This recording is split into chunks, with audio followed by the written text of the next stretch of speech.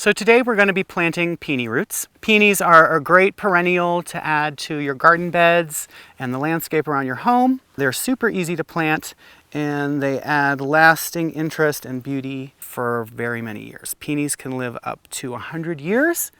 Super simple to plant. You want to make sure that you don't plant your peony too deep. The rule of thumb is between 1 inch and 2 inches just under the soil. If you plant them too deep, they won't bloom for you. You also don't want to cut your peonies before they're about 4 years old.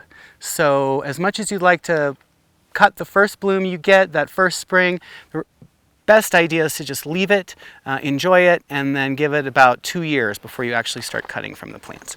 So when you receive your peony root in the mail, it's going to be either in some peat in a bag or some wood chips, and you want to take it out and you want to inspect it to make sure that it is still a healthy root.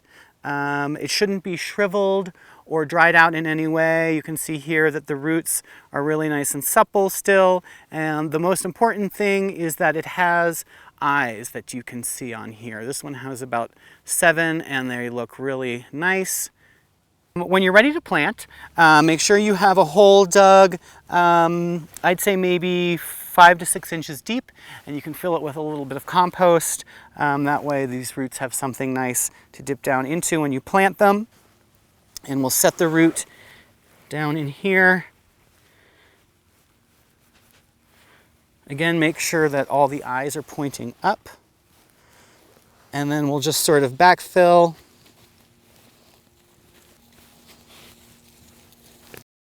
So after we've got the dirt covering our peony, we pat it down a little bit, and then we're going to mark it with our little handy plant stake here so that we remember where we planted it.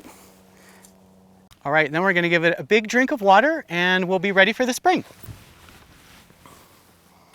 Tips for making planting even more exciting.